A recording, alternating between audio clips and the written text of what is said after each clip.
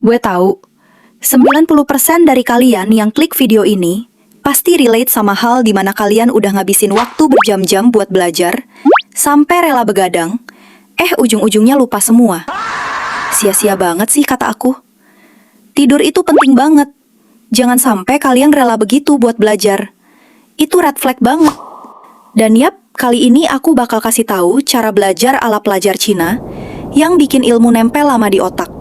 Sebelumnya aku udah bikin video tentang cara orang Cina belajar juga. Jadi ini bisa dibilang part 2-nya. Di beberapa menit ke depan, aku bakal kasih kalian poin-poinnya. Tapi aku saranin banget tonton sampai akhir. Karena nggak semua cara ini bakal cocok di semua orang. Bisa jadi, poin pertama biasa aja buat kamu. Tapi poin terakhir justru yang ngerubah cara belajar kamu.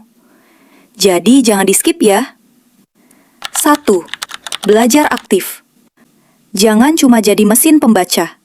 Banyak dari kita kalau belajar itu cuma pengen cepat-cepat beres baca satu bab, tapi pas ditanya isinya apa, malah bingung. Pelajar di Cina nggak kayak gitu. Pas lagi baca, mereka bakal interogasi diri sendiri. Misalnya nih, pas kamu baca satu kalimat, coba tanya ke diri sendiri. Gue beneran paham nggak maksud kalimat ini? Kalau ada kata-kata yang kedengarannya aneh atau asing, jangan langsung dilewati.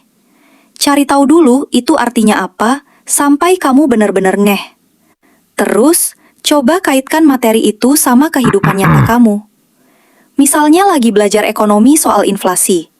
Coba bayangin, kenapa harga cilok di depan sekolah sekarang makin mahal? Kalau kamu bisa nemuin hubungan antara teori di buku sama apa yang terjadi di sekitar kamu, ilmu itu bakal nempel otomatis tanpa perlu kamu hafal mati. Intinya, buat materi itu masuk akal di kepala kamu dulu. 2. Pengulangan. Berhenti pakai sistem kebut semalam. Pernah nggak sih kamu punya teman yang kelihatannya jarang belajar, tapi pas ujian nilainya selalu paling tinggi? Rahasianya bukan karena dia jenius, tapi karena dia pakai teknik spaced repetition alias sistem cicil. Kebanyakan dari kita itu paksain hafal 5 bab dalam satu malam. Padahal, otak manusia itu ada batasnya. Makanya pas hari H ujian, kamu malah kena amnesia mendadak karena otak kamu overload. Pelajar di Cina nggak kayak gitu. Mereka nggak hafal materi cuma sekali. Tapi mereka membagi waktu pengulangannya. Bayangin, otak kamu itu kayak semen yang baru dituang. Kalau kamu injak sekali terus ditinggal, jejaknya bakal hilang lagi. Tapi kalau besoknya kamu sapa lagi materinya selama 5 menit, terus ulangi lagi 3 hari kemudian, dan seminggu kemudian, jejak itu bakal mengeras dan nempel permanen di kepala. Jadi, daripada begadang semalaman sampai mata panda, mending kamu cicil waktu pengulangannya. Dengan cara ini, pas hari H ujian, kamu udah tenang karena ilmunya udah munci mati di memori jangka panjang kamu tanpa perlu stres lagi. 3. Disiplin. Jadilah pelari maraton, bukan pelari sprint. Mungkin kamu mikir, loh, bukannya ini mirip sama poin kedua tadi yang nyuruh nyicil? Beda banget. Kalau poin kedua tadi itu teknik buat munci hafalan biar nggak lupa. Poin keempat ini adalah soal disiplin harian kamu. Banyak dari kita itu kalau lagi dapat motivasi, belajarnya bisa 10 jam non-stop sehari. Tapi besoknya langsung tepar dan nggak mau buka buku lagi seminggu. Pelajar di Cina nggak main kayak gitu. Mereka lebih milih belajar sebentar, tapi nggak pernah bolong, daripada ambis sesaat tapi langsung nyerah. Bayangin, belajar itu kayak kamu lagi push rank atau lagi latihan di gym. Kamu nggak bakal bisa langsung jago atau punya otot cuma dalam semalam latihan kan? Otak kamu itu butuh rutinitas. Lebih baik kamu belajar cuma 30 menit atau 1 jam setiap hari secara rutin, daripada kamu maraton belajar seharian penuh pas mau ujian doang. Kenapa? Karena kalau kamu rutin, otak kamu bakal makin terbiasa dan makin kencang buat nyerap materi baru. Jadi, kuncinya bukan seberapa lama kamu belajar dalam sehari, tapi seberapa sering kamu ngelakuinnya tanpa tapi dan tanpa nanti. Konsistensi itulah yang bikin mereka selalu selangkah lebih maju dibanding kamu yang belajarnya cuma pas lagi pengen aja. 4. Tanpa distraksi. Poin ini yang paling susah tapi paling ampuh. Fokus total tanpa gangguan. Kamu pasti pernah kan, niatnya belajar 2 jam, tapi baru 10 menit udah gatel pengen buka TikTok atau balas chat WhatsApp. Akhirnya belajar 2 jam itu sia-sia, karena otak kamu terus-terusan keganggu.